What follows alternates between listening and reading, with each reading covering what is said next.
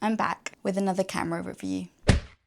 Now, for some strange reason, every time I've done a camera review, the video's actually done quite well, despite me having absolutely no idea what I'm talking about. But who knows, maybe that's why people love them. It's authentic and easy to follow. So today I have a new camera that I'm talking about, and that is the DJI Osmo Nano. Now, this camera was released by DJI, I think, about a year ago, and I've had it for about 3 months. Essentially, the Osmo Nano is an ultra lightweight action camera. It can be used for just regular vlogging or can be used for all sorts of activities, sports and adventures. It fits into that category of action cameras like the GoPro and the Insta360 Go, except it's DJI's version. First things first, looking at the camera, it comes in 2 parts. The actual camera itself is tiny and can be detached from the screen itself. Not only is the camera really small, it's also waterproof, which means it can pretty much withstand anything. Although I think it does have a depth of like 10 meters, but I've taken it in water so many times. Although I am very scared of it breaking somehow, it's actually been no problem at all. It definitely is waterproof, even though my mind likes to convince me that it's not. I actually brought it on my holiday to Malta with my friends and used it to vlog my beach days and my boat trip. There's a vlog on that if you want to see. And surprisingly, the camera actually did very well, both in and out of water. I thought the audio would be a bit messed up, having like submerged it underwater and bringing it back out and talking to it. But actually, I didn't have any trouble with that at all. The only problem I did have was not cleaning the lens, because one time I tried to take a video of me and my friends and there was a water droplet right on my face because I didn't wipe the lens. But that only happened once and it's a minor issue, which can be resolved if you just give the lens a little wipe. Overall, I found this camera really great to bring on a trip. I actually have the Osmo Pocket 3, which I'm filming on now, as well as the Nano. And although they each have their positives, which I'll get into in another video where I compare them both, the Nano is definitely better for things like sports and activities and just general use where you don't want to have to worry about the camera breaking or just throwing it around. Speaking of which, I've actually found that this camera is pretty indestructible during the 3 months that I've had it. Now, I can't speak for the screen, but the positive about these two being detachable is that you can just bring this little bit with you and leave the dock at home. It has one button to stop and start recording, and then there's a little flashing red light to show when you are recording. And that is literally all you need. Obviously, you can't see what you're filming, but you could use your common sense and just direct that where you want to film. I often use this to film stuff like my runs, playing tennis, going to the gym, just because it's easy and I don't need to worry about dropping it or anything. I even dropped it once on a run and it actually survived the fall and the absolute speed that I was running at. Just kidding, but it didn't break. It only has a tiny little scratch just there, if you can see. If necessary, that could be replaced. I think this little lens comes off and I could just buy a new one, but it's not a big deal because the actual lens itself is fine. The other great thing about this camera is the fact that it's so small, it goes easily unnoticed. Not in like a creepy way, I just mean that it's good if you're shy like me to film in public. I bring it to the gym with me if I ever want to film my workout, because another positive is that it's magnetic, so it can stick to anything that's magnetic. That's usually what magnetic means. But that's why it's so good at the gym, because basically everything there is magnetic. It's really easy to get some cool angles and stick it to all the equipment. Is this magnetic? I want to show you, but there's nothing really magnetic around me. Oh. Not only is the camera bit magnetic, so is the screen. Moving on to the multifunctional vision dock, which is what that's called, let's explain a little bit about this. Obviously, when attached, it does make the camera a little bit bigger, but overall, it's still pretty small. You can attach the screen in both directions, so that you can see yourself when you're filming yourself, and then you can switch it that way and point it over there. Now, the negative is that this part is not waterproof.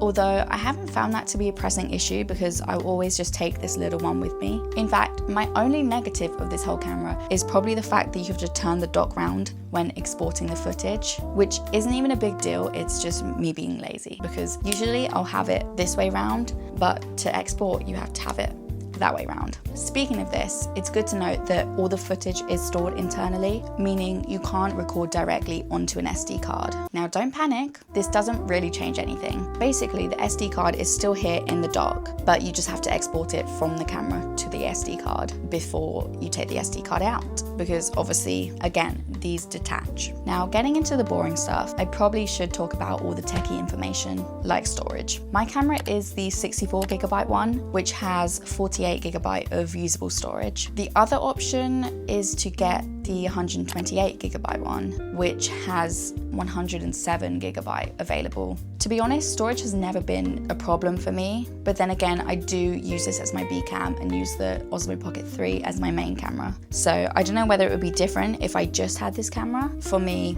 storage has been fine. The camera lens itself has an 143-degree field of view. If I'm honest, I did look that bit up and didn't understand anything else. I just know that this is an ultra wide lens. So if you do want all the numbers, stats and facts, then please just look that up yourself, because that part confuses me. But what I do know is the camera films up to 4K at 60 FPS, and it supports 10-bit color and D-Log color. This means it films both in normal color, which is actually pretty good itself, and in log, which makes it great for color grading and editing. Now, I'm actually gonna do a little test on this camera to show you what it's like.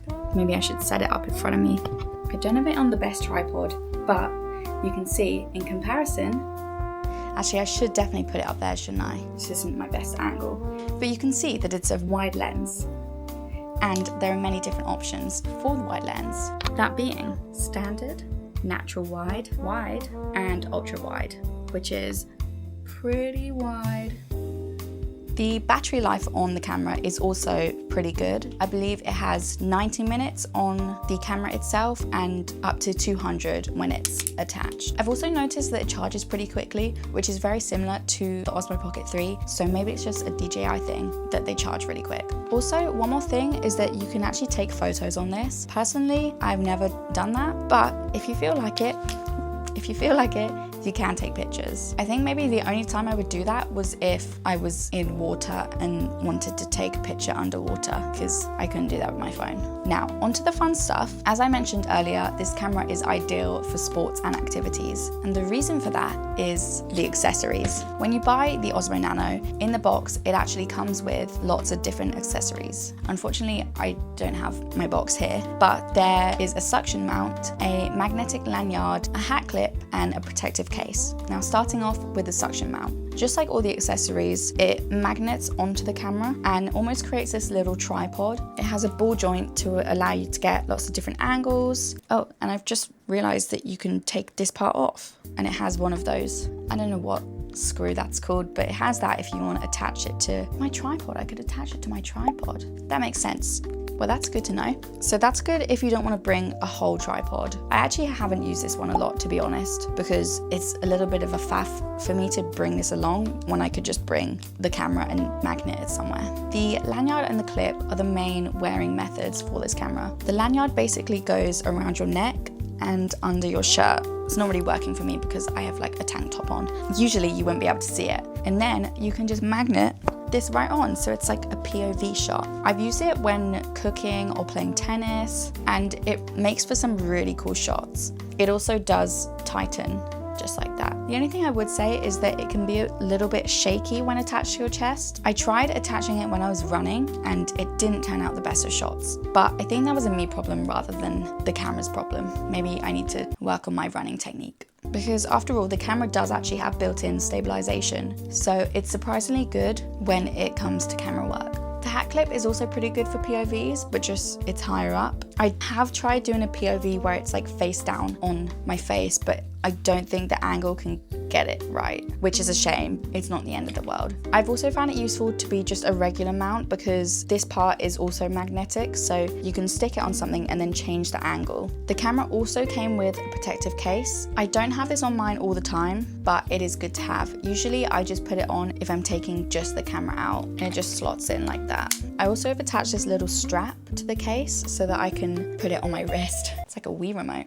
And then if I drop it, which I probably will do, I won't actually drop it. And that makes it a lot easier for things like swimming or running. I feel a lot safer having it around my wrist when I'm in the water, just because then I know I can't drop it to the bottom of the ocean, because that's something I definitely would do. I believe there are also other accessories for the Osmo Nano. I'm just showing the ones that come in the box when you buy it. I think it's really great that they actually give these to you straight off the bat, because if it was sold by a company like Apple, then you definitely have to buy it all separately. One thing I would recommend buying for it is a tripod. This is actually my boyfriend's because he also has an Osmo Nano, but it's just good because it's like a selfie stick, so you can hold it like that, and it also, these legs pop out. So it's a tripod and a selfie stick. So it'd be really good for, like, I don't really know, holding it out, and I can imagine someone snowboarding and using this. So maybe I'll do that one day when I snowboard. It's also really small and compact, so I definitely need to get myself one of these. You are able to buy ND filters for the camera, but I haven't bothered with that because it confuses me too much. I also just find that it's too much effort, and I want this to be an easy camera that I can just pick out my pocket and film with. The option is there if you do want to focus on the quality of filming. So into the pros and cons. I'm actually not sure if I even have any cons. The only one that I can think of is what I said earlier about turning the dock round to export, but I don't even think that can count as a con. Pros would definitely be the size of the camera and the part it detaches from the screen. Also that it's waterproof. I guess the con would be the screen not being waterproof, but again, that isn't really a big issue. Overall, the video quality is great, and I really love the wide angle lens. It's like filming 0.5 on your phone, and sometimes I just feel like a wide angle looks better. So would I recommend it? As a vlogging camera, probably not. I don't actually use it often as my vlogging camera because I have the Osmo Pocket 3, and I feel like it doesn't quite have the same look. I don't know whether it's the colors or the wide angle or something, but something is off for me in regular vlogging, but I do use it quite often. If I don't want to bring my Pocket 3, then I will just bring this because, as I said, it's indestructible. The colors are great and I love the wide angle, but it's not quite as all-round as the Osmo Pocket 3. I usually use it for sports or short form content because it's just easy to throw in your bag or pocket and it's so versatile. So in that sense, I would really recommend it.